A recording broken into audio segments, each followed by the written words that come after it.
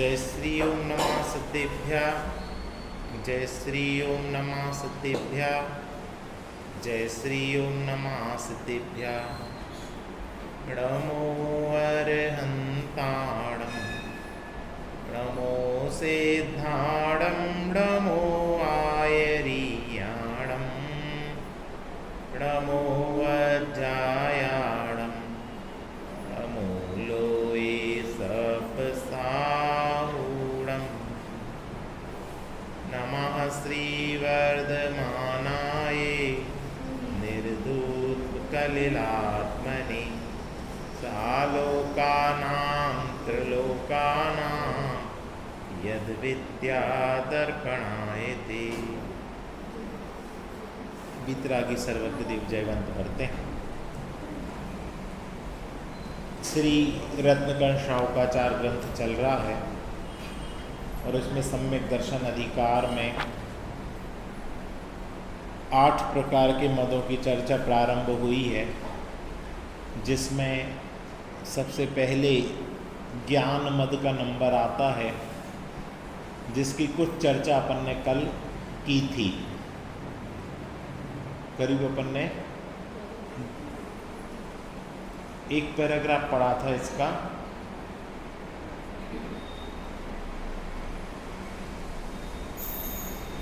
Page number 49 पर। यह इंद्रिय जनित ज्ञान तो शरीर के साथ ही विनश जाएगा। कई बार एकेंद्रिय हुआ, शेष 4 इंद्रियां प्राप्त ही नहीं हुई। एकेंद्रियों में जड़ रूप पाषाण, धूल, पृथ्वी रूप होकर असंख्य काल तक अज्ञानी रहा। कई बार विकलत्रय में हित अहित की शिक्षा रहित हुआ। कई बार सूकर, कुकर, व्याघ्र, सर्प आदि में विपरीत ज्ञानी होकर भ्रमण किया।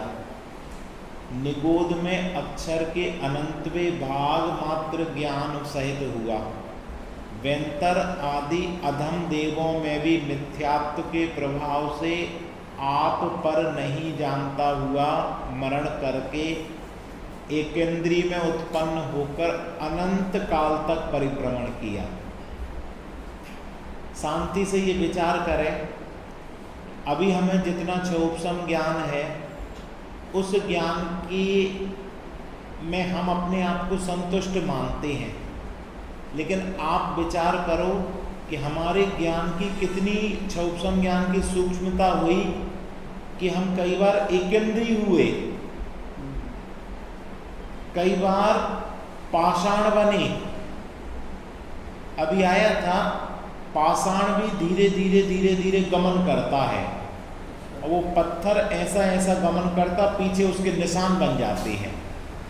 पत्थर धीरे धीरे बड़ा होता है, यानी इतना छोटा पत्थर था, धीरे धीरे धीरे धीरे धीरे करके बड़ा हो गया, इतना बड़ा। वीडियो आया था, तो वैज्ञानिक बता रहे पत्थर में भी जान होती है। पाषाण पूरा एक इंद्रिय जीव का पूरा रहता, उसमें अनेक अनंत जीव और उत्पन्न होते रहते हैं छोटे। विचार करो कि हम पत्थर बन जाएंगे तो हमारा जो जितना हम अपने क्षोभसम ज्ञान की अपने आप में कीमत समझते हैं, पत्थर को क्या क्या ज्ञान रहता, कितना कम ज्ञान। एक इंद्रिय, सिर्फ एक इंद्रिय, स्पर्शन इंद्रिय मात्र ज्ञान रह जाता। और अगर बेचैनी हो तो अब सारा उपयोग अपने आत्मज्ञान के लिए लगा दें। धूल बन जाता, धूल।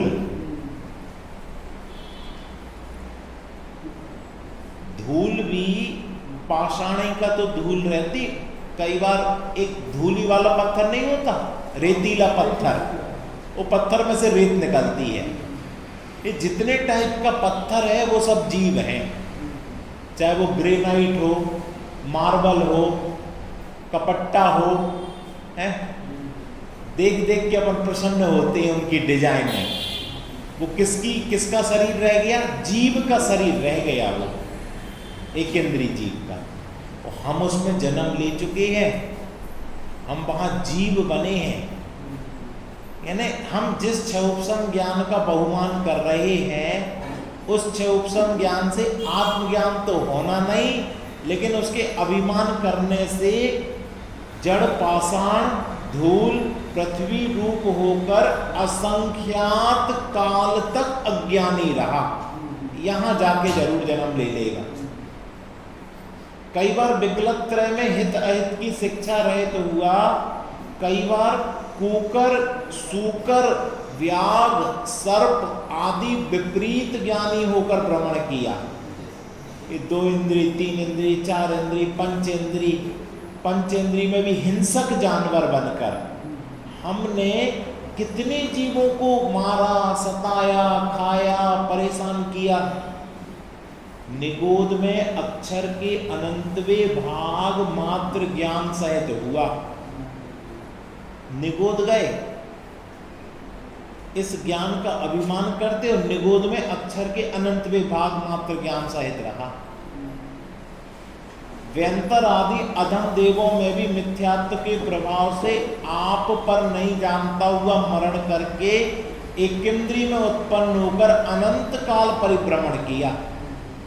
मिथ्यात्व के प्रभाव से कभी व्यंतर आदि भी बन जाते कुतप करने के बाद, लेकिन वहां भी आपा पर का स्वविवेक ना होके वहां भी संसार में परिभ्रमण किया और वहां से मरण करके एकेंद्रीय होकर अनंत काल तक परिभ्रमण किया। रोंगटे खड़े हो जाएं, हे भगवान, इस क्षोभसम ज्ञान का मान करके मैं कहां कहां नहीं भटका, और अब फिर हम क्षोभसम ज्ञान का मान कर रहे, आत्मज्ञान करने का हमें बिल्कुल टाइम नहीं है। आत्मज्ञान के लिए कितना समय, कितनी शक्ति, कितना उपयोग लगा रहे, कितने एकाग्र हो रहे। देखो और क्षोभसम ज्ञान से क्या साइड इफेक्ट हैं। मनुष्य में भी, अब मनुष्य बन गया, अब तो ठीक है, नरक निगोद से निकल आए, पाषाण धूल पृथ्वी वनस्पति से निकल आए, मनुष्य बन गए, अब तो ठीक है। तो देखो मनुष्य में क्या किया, पढ़ेगा कोई?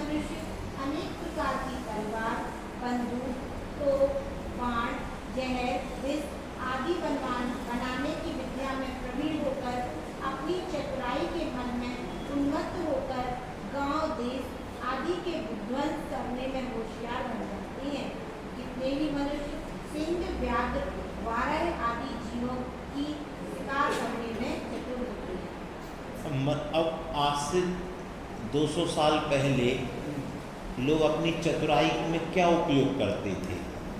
इन मनुष्यों में भी कहीं बिरले मनुष्य ज्ञानावरण के क्षय उपशम की अधिकता से तीक्ष्ण ज्ञान हो जाए तो उनमें कितने ही मनुष्य क्या काम करने लग जाते। कौन कौन से नीच काम हैं इसमें गिनवा दिया। अनेक जल के जीव, थल के जीव, आकाश में विचरण करने वाले जीव के मारने में, पकड़ने में, बांधने में अनेक यंत्र, पिंजरा, जाल, फांसी बनवाने में चतुराई का उपयोग करते हैं। जैसा वो फांसी बहुत अच्छी बनाता है, ये पिंजरा बहुत अच्छा बनाता है, ये जानवरों को पकड़ने के लिए वो जाल बहुत अच्छा बनाता, मछली पकड़ने का जाल बहुत अच्छा बनाता। बहुत बिकेगा, बहुत पैसे आएंगे, लेकिन जाएंगे कहाँ? उसके फल में जो जीव मरेंगे, पकड़े जाएंगे, हिंसा होगी, उसके फल में क्या होगा?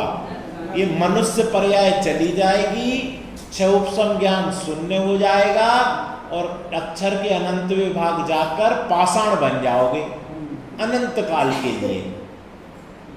इसलिए भैया मनुष्य पर्याय मिली तो विचार विवेक करना, हमारे द्वारा किसी जीव की हिंसा वाला काम ना हो। ये एक हो गया। अब आगे देखो, कितने ही मनुष्य अनेक प्रकार की तलवार, बंदूक, तोप, बाण, जहर, विष आदि बनाने की विद्या में प्रवीण होकर अपनी चतुराई के मद में उन्मत्त होकर गांव देश आदि के विध्वंस करने में होशियार बन जाते हैं। क्या ये विध्वंसक चीजें हैं? अपन में से कोई नहीं करता होगा, लेकिन अपन में पता क्या हो जाता, बच्चों को गेम्स दिलाते ना तो कई बार बंदूक दिला देते, तलवार दिला देते, मारने वाले वीडियो गेम दिला देते, लोगों को जाके मार आओ।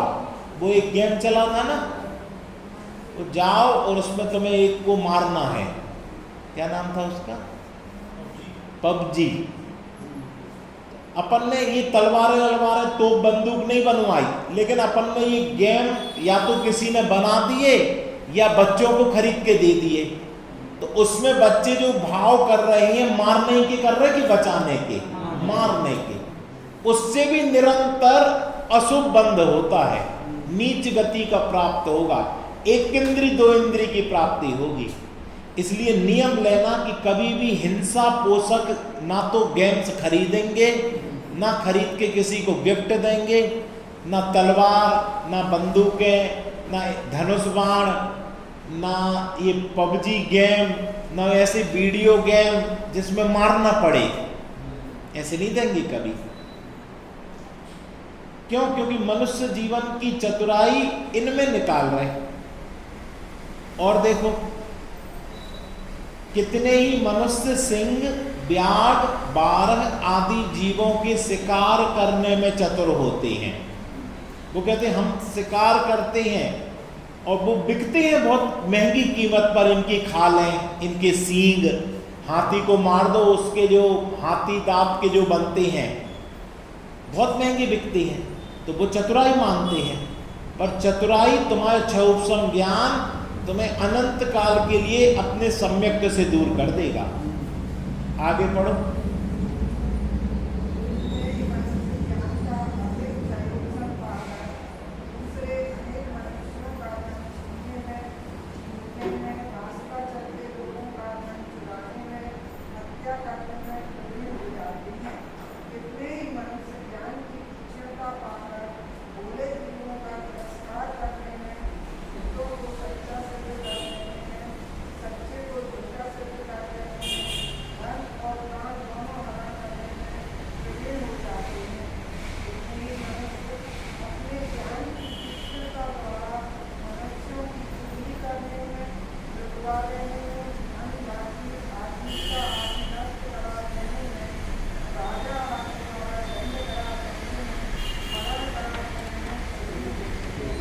विचार करो। ज्ञान देखो, जिस ज्ञान से सम्यक दर्शन हो सकता था उसी ज्ञान का उपयोग अपने अहित के लिए करते हैं, और ये घटना अपने चारों तरफ दिन रात घटती है। विचार करना, हम भी करते होंगे। प्रभु अब हमसे ये गलतियां ना हो, हमारा एक एक समय का उपयोग आत्म श्रद्धान के लिए हो। कितने ही मनुष्य ज्ञान का अधिक क्षयोपशम पाकर ये चतुर हो जाते ना, अनेक मनुष्यों का धन छीनने में। क्या ज्ञान चतुर हो गया तो लोग क्या करेंगे, कैसे इनको लूट लें, कैसे इनका धन छीन लें। वो आजकल फ्रॉड हो रहे हैं। कैसा, आपको ओटीपी बताओ और ओटीपी डालेंगे, आपका अकाउंट खाली। इसमें ये आईटी वाले करते हैं, ये जो अपन सोचते बच्चों के लिए हम बढ़िया आईटी का दे रहे, वो आईटी में वो बच्चे ये जाके ऐसे सॉफ्टवेयर बना देते हैं कि दूसरे का धन निकले और दूसरी जगह डिवाइड हो जाए और वो धन आपका पूरा। ये ज्ञान का क्षोभसम है, लूटने में लोगों को, रास्ता चलते लोगों का धन चुराने में। अपन रास्ते में जा रहे हैं, अपन को भनक लग गई इसके पास धन है, कैसे इसका धन चुरा लें। ये क्षुप संज्ञान का अपने में कोई नहीं करता होगा, पर विचार करना, आप किसी मंदिर में जा रहे हो और आपकी अच्छी 500 रुपये वाली चप्पल कोई पहन गया, अब आप अपने क्षुप संज्ञान का क्या उपयोग करोगे? अब और कौन सी अच्छी है? हमारी कोई पहन गया, आपने हिसाब किताब लगाया, हम 500 की कली लेके आए थे, अब क्या नंगे पैर जाएं? तो अपन ने दूसरे की उठाई और पहन के निकल गए। ये किस ज्ञान का उपयोग किया आपने? अपने क्षुप संज्ञान का। भैया तुम्हारी चली गई है, ठीक है, तुम्हारे असाता वेदनी का उदय आया होगा, अंतराय का उदय आया होगा, तुमने किसी की चुराई होगी, ये तो विचार किया नहीं जो यहाँ 365 दिन से खाया जाता।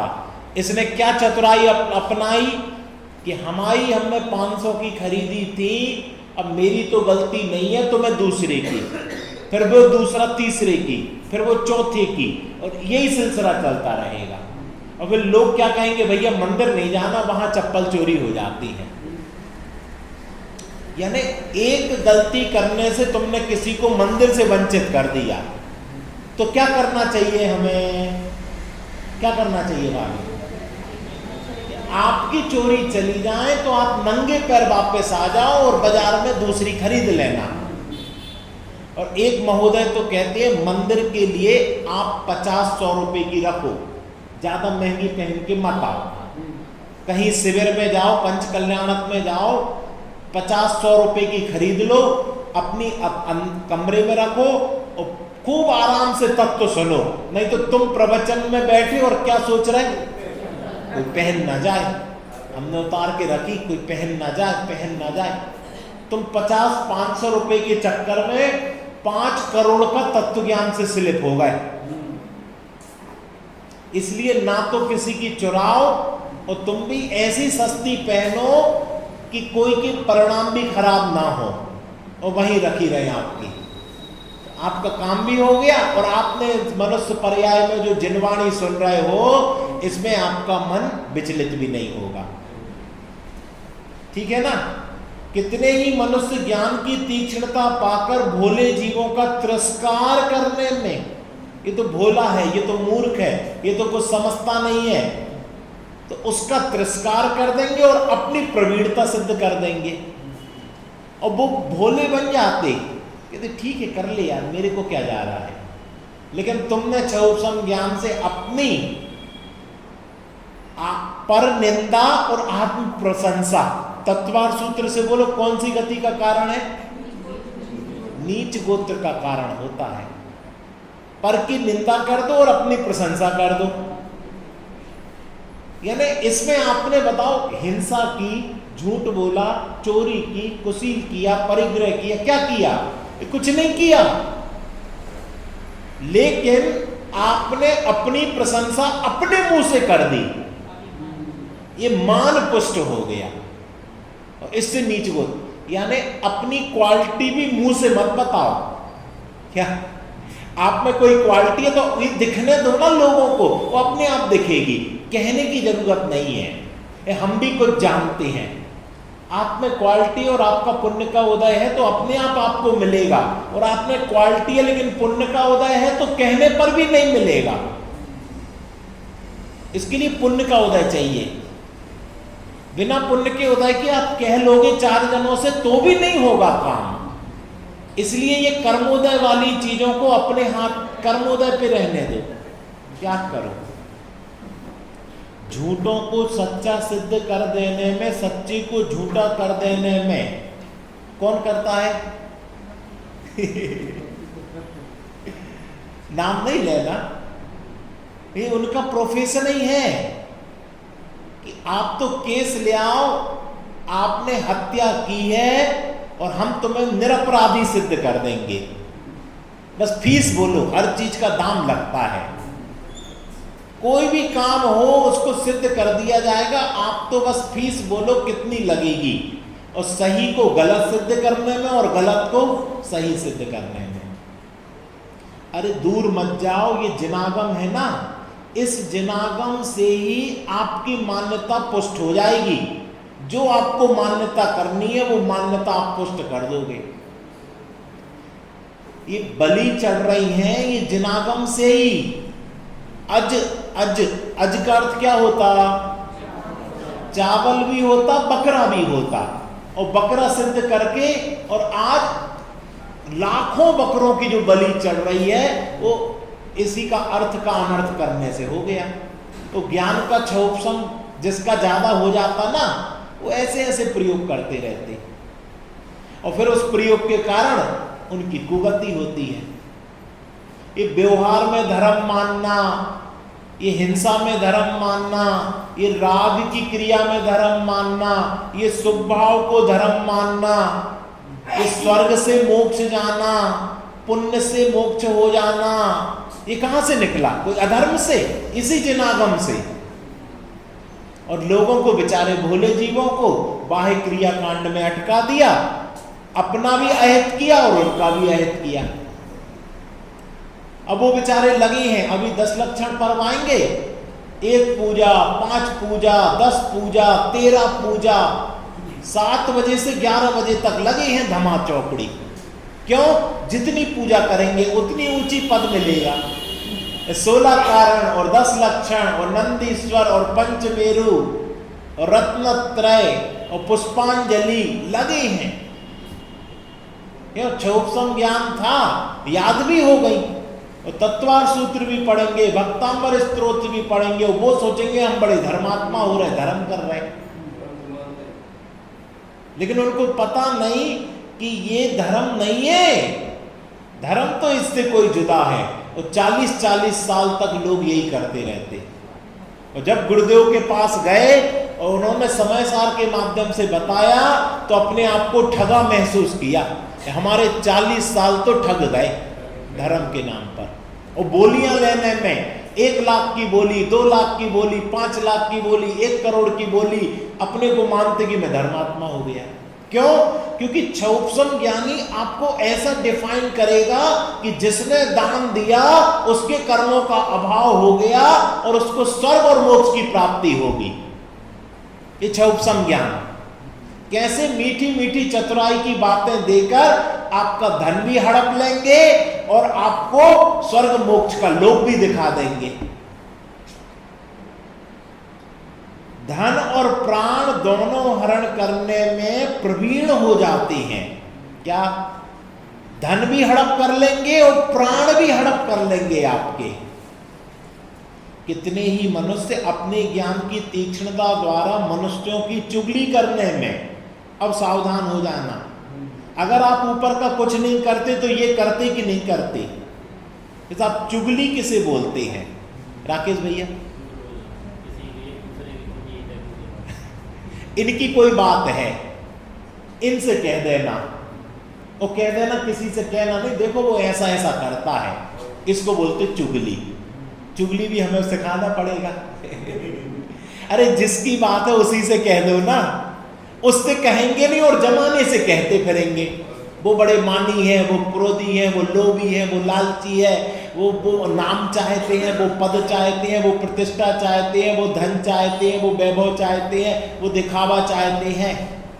तुम्हें क्या मिल रहा? घंटों फोन पे कहते रहोगे और तुम्हें क्या मिलेगा? कर्म बंद मिलेगा, नरक निगोद मिलेगा, पाषाण, धूल, मिट्टी, रेत, हवा की पर्याय मिलेगी।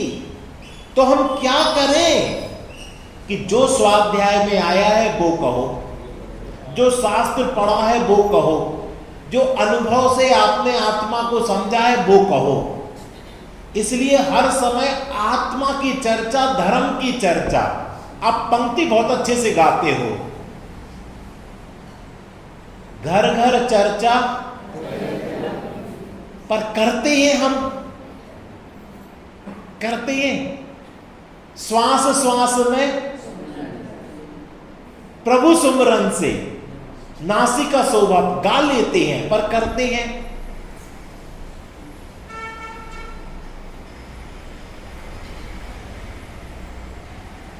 अगर नहीं करते तो समझ लेना हम क्या करते हैं कि हम किसी ना किसी की कोई बात झूठी सांची बोलकर उसकी उपहास करके विकथा करके अपने आप को सोचते कि हम तो बड़े अच्छे उपसंज्ञानी हैं। अच्छे उपसंज्ञानी नहीं हो, तुम ज्ञान में अपना नरक निगोद तैयार कर रहे हो। इसलिए हे जिनवाणी माता, आज से हम किसी की चुगली ना लगाएं, किसी की राग द्वेष पोषक बातें ना करें। जब भी मुंह खोले तो तत्व चर्चा ही मेरे मुंह से निकले। अभी मोक्ष मार्ग प्रकाशक का 9वां अधिकार पढ़ रहे थे हम सुबह, उसमें अंतिम सार यही निकला कि अब तो जीवन में तत्व विचार का ही उद्यम करना चाहिए। अपन व्रतादि पालेंगे अभी 10 लक्षण में, तप करेंगे, व्रत पालेंगे, पूजन करेंगे, स्वाध्याय करेंगे, सब करेंगे, और ये सम्यक दर्शन में कारण नहीं है। और तत्व विचार वाला इन सब के बिना, ये शब्द बोलो, इन सब के बिना भी तत्व सम्यक में अधिकारी है। इसलिए जैसे वैसे बने तत्व विचार में उपयोग लगाओ। हर चीज में भेद विज्ञान करो, हर चीज में राग द्वेष मत करो, हर चीज में भेद। अगर ज्ञानी हो तो, अगर ज्ञानवान हो तो, अगर संगी पंचेंद्री हो, मनुष्य हो, जैन कुल मिला, जिनवाणी मिले, हर चीज में भेद विज्ञान करो।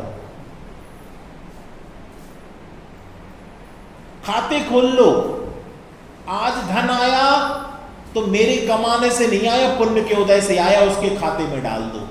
इससे क्या होगा? कर्तृत्व का अभिमान नहीं होगा।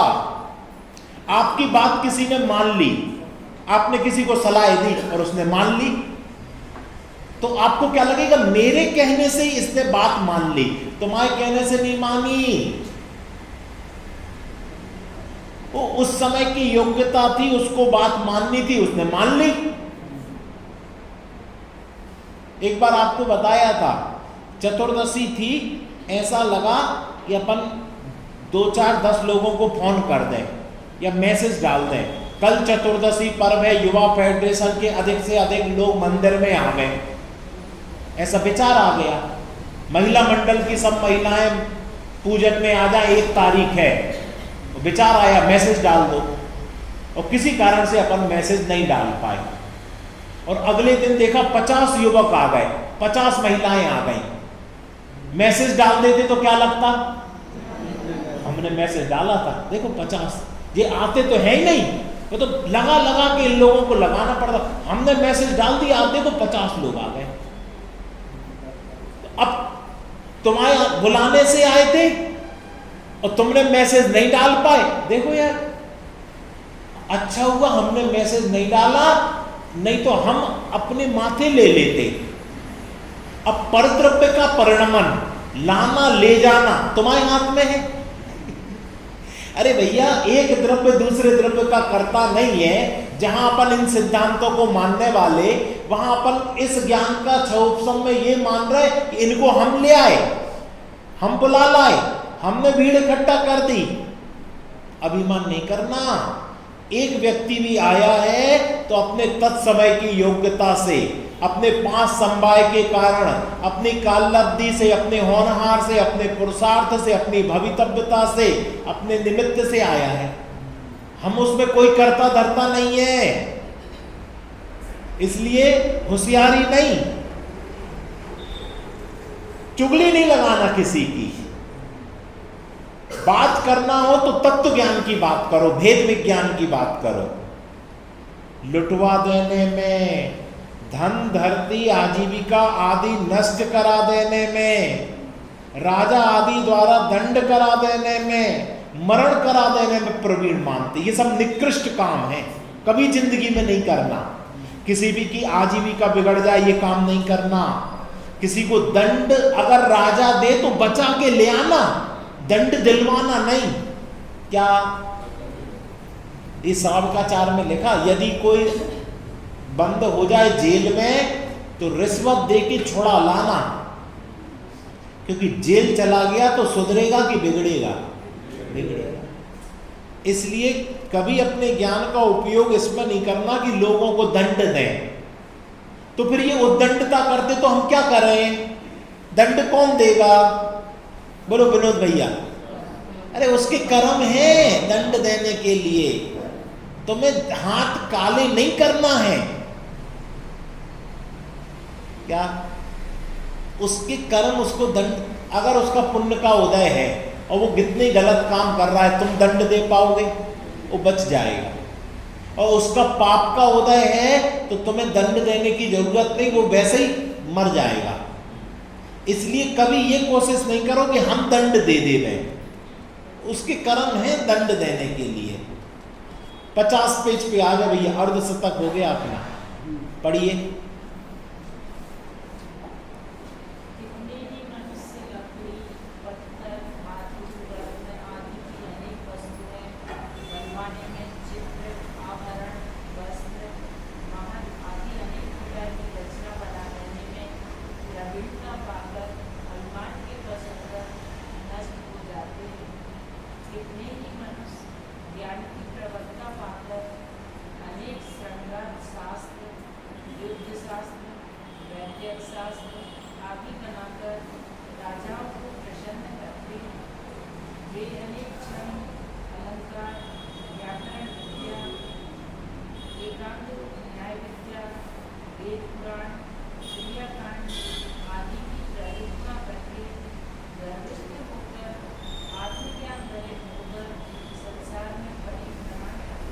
पढ़ लिया ध्यान से।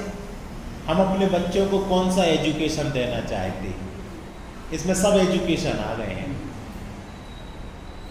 अभी संजीव जी गोधा का आपने वीडियो सुना था, उनने कहा था बच्चों को स्कूल भेजने की भी जरूरत नहीं है, आप तो पाठशाला भेजो। पाठशाला का आएगा अभी 10 लक्षण में, आप देखना।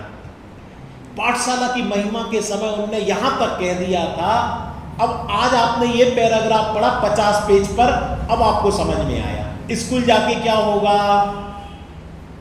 स्कूल जाकर देखो कितने ही मनुष्य लकड़ी, पत्थर, धातु, रत्न आदि की अनेक वस्तुएं बनाने में, ये पूरी डायमंड इंडस्ट्री, पूरी धातु की इंडस्ट्री, ये सब आ गया।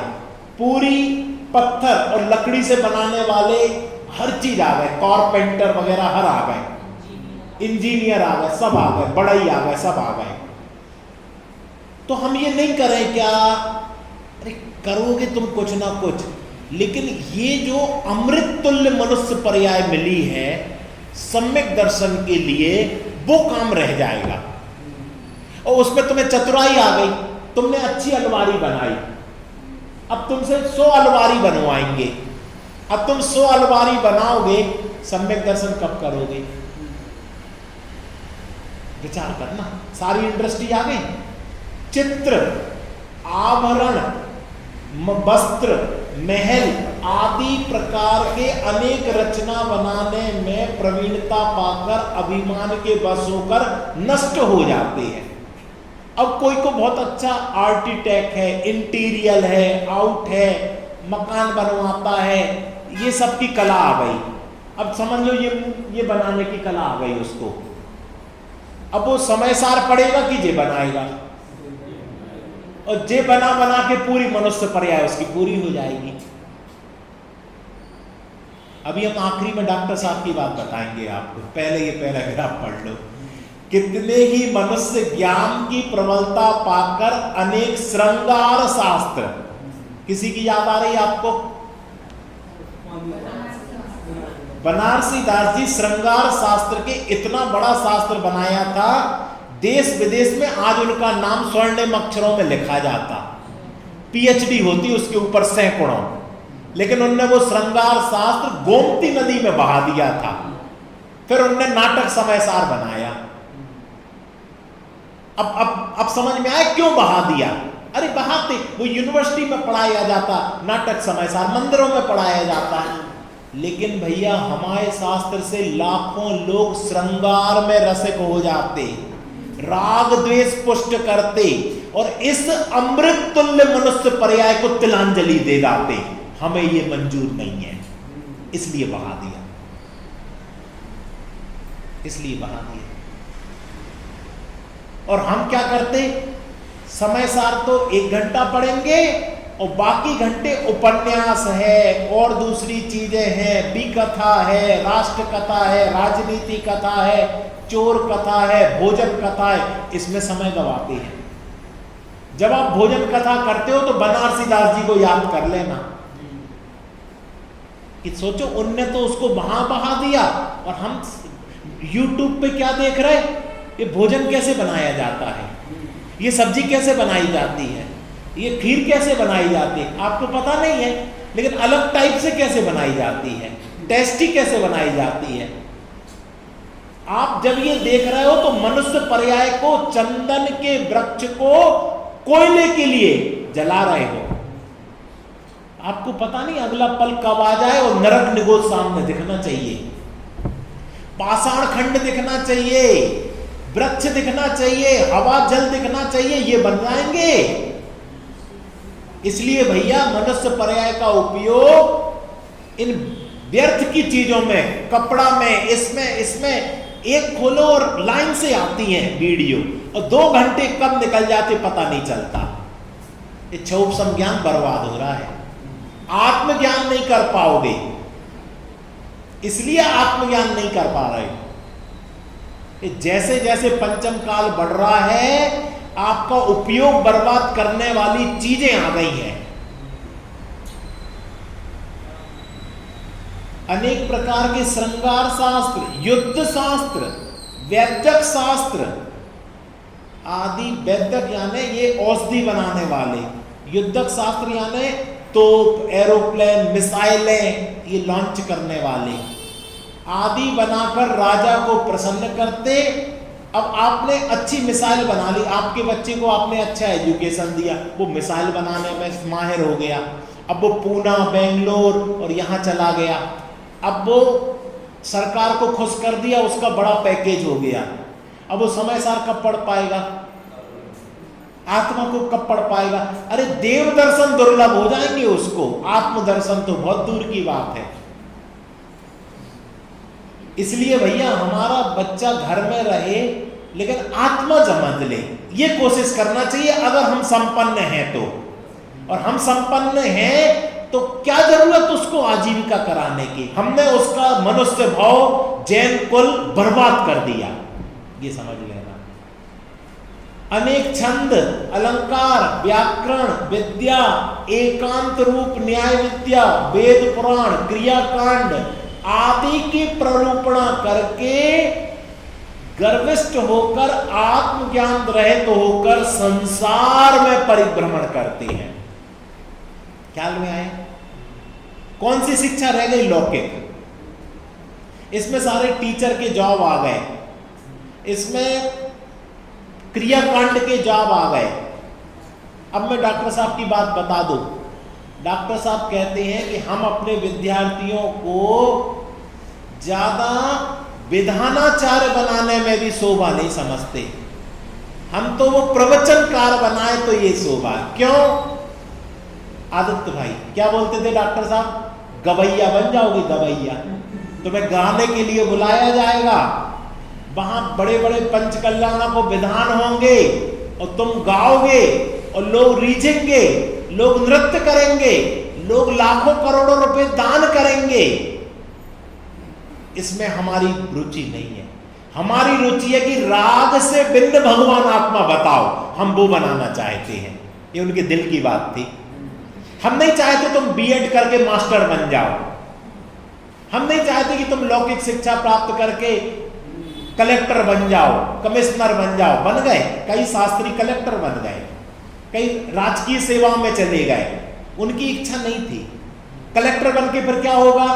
लोग कहेंगे नाली साफ नहीं हुई, नाली साफ करवाओ, रोड बनवाओ, कतलखाने खुलवाओ, ऐसा करवाओ, वो करवाओ। सब काम करना पड़ेंगे, सबके आगे पीछे नेताओं के घूमना पड़ेगा और हमारा शास्त्री विद्वान ये काम करे शोभा देगा? उनकी इच्छा थी तुम तो ये समय सार पढ़ो, आत्म आत्मानुभूति और तत्व प्रचार। पहले आत्मानुभूति करो और फिर समय बचे सो तत्व प्रचार करो। इतनी ऊंची सोच है।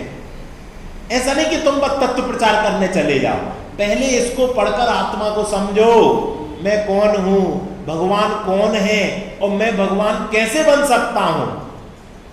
और फिर समय मिले सो जो इच्छुक जीव हो, लोलुप तत्व का लोलुपी जीव हो, उसको धर्म बुद्धि से धर्म की 4 बातें बता दो। एक ज्ञान अगर प्राप्त है तो उसका उपयोग इसमें करो, ये नहीं कि पैसे कमाने में लग जाओ। पैसा कमाने से नहीं, पुण्य के उदय से आता। किसने बताया? ये जिनवाणी ने बताया। खूब कमाओगे, कमाने से नहीं आता, पुण्य का उदय होगा तो छप्पर फाड़ के गिरेगा। प्रथमान योग से बता दो उदाहरण है? अरे तीर्थंकर जीव का ऐसा पुण्य का उदय होता है कि जन्म के 6 महीने पहले से छप्पर फाड़ के गिरता है। रतन बरसते रतन। तीर्थंकर को कमाना पड़ता, अभी जन्म नहीं हुआ, लेकिन उनके पुण्य के प्रभाव से बताओ, वो जो रत्न बरसते हैं 6 महीने पहले से, माता पिता के भाग्य से, वो जीव नहीं है। इससे विश्वास कर लो कि रतन कमाने से नहीं आते। आपका पुण्य का उदय होगा तो रतन आएंगे, नहीं तो आपका पाप का उदय होगा तो गांठ खोल देखी नहीं। एक रत्न का व्यापारी था, जीवन भर रत्न का काम किया और उनने सोचा बच्चा के लिए अब हम एक रत्न खरीद के चले जाएं। इतनी पूंजी तो बच्चा छोटा है, संभाल नहीं पाएगा, तो अपने जीवन भर की 2-5 करोड़ की पूंजी बेचकर एक डायमंड खरीदा और फिर उनका मरण हो गया। और बाद में जब देखा तो वो कांच का टुकड़ा खरीद के चले गए थे। अब बताओ आज के प्रकरण से बच्चे का पुण्य का उदय था कि पाप का उदय? राजू भाई, उस बच्चे का पाप का उदय था तो पिताजी ने 5 करोड़ की प्रॉपर्टी जो अलग अलग जगह निवेशित थी वो सब बेची और एक कांच का टुकड़ा खरीद के रख गए उसको। समझ में आया? अब बताओ, तुम्हारी किस्मत से मिलता है कि तुम्हारे भाग्य से कि तुम्हारे कमाने से?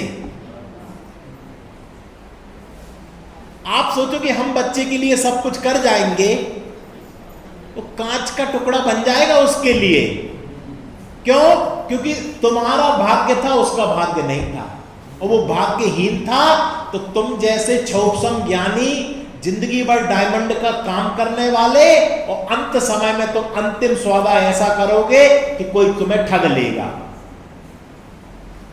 इसलिए अपना जीवन अपने लिए जियो। आज हम अपना जीवन क्यों बर्बाद कर दे रहे हैं? दूसरों की सोच सोचकर। अपना तो ठीक है, दूसरों की सोच सोचकर। शेष जीवन अपने लिए जियो। 2 मिनट अपन अभ्यास करते हैं।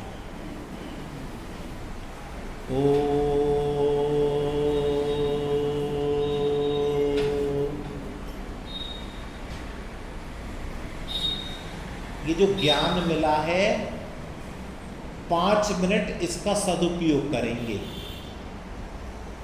अभी तक तो इसका दुरुपयोग हो रहा था। क्यों? आप पर को गे बनाए थे। अब आपका ज्ञान अपने स्वयं के ज्ञान को गे बनाएगा। चैतन्य स्वरूपो, गे बनाओ अपने चैतन्य को और जानो।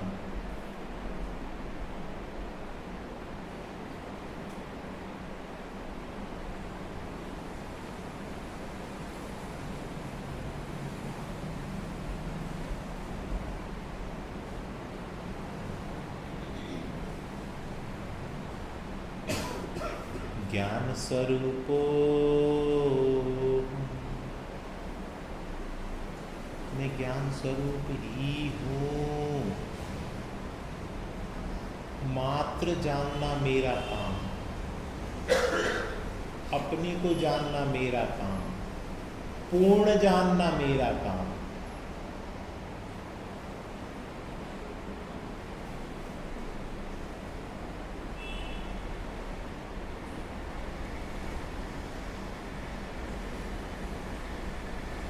अपने को जाना तो आनंद आएगा, आनंद स्वरूपो हम। निर्भरता आएगी, निर्भर स्वरूपो हम। निश्चलता आएगी, निश्चल स्वरूपो हम। निकांक्षितपना होगा, निर्वांछकपना होगा। ऐसे अपने आत्म स्वरूप को जानो।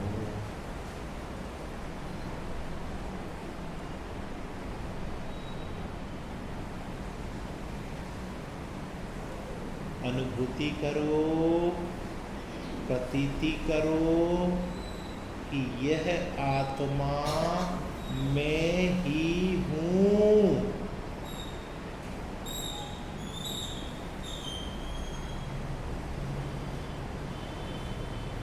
निरंतर ऐसे ही अभ्यास द्वारा आत्मोपलब्धि सहज ही होगी। सहजानंदी शुद्ध स्वरूपी अविनाशी मैं आत्म स्वरूप। सहजानंदी शुद्ध स्वरूपी अविनाशी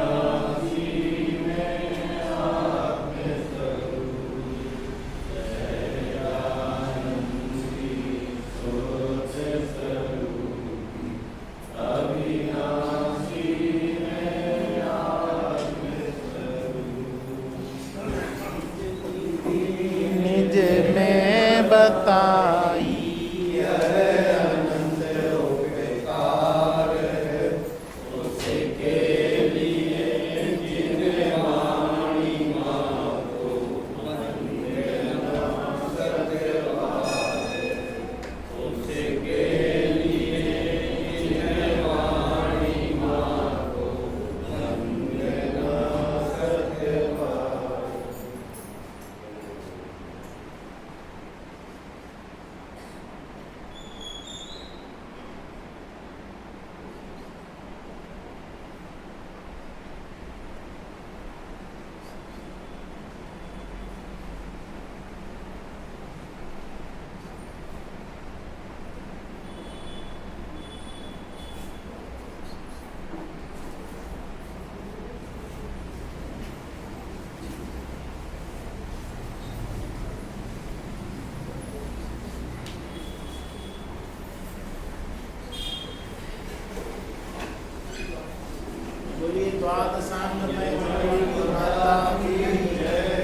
महान जैन धर्म की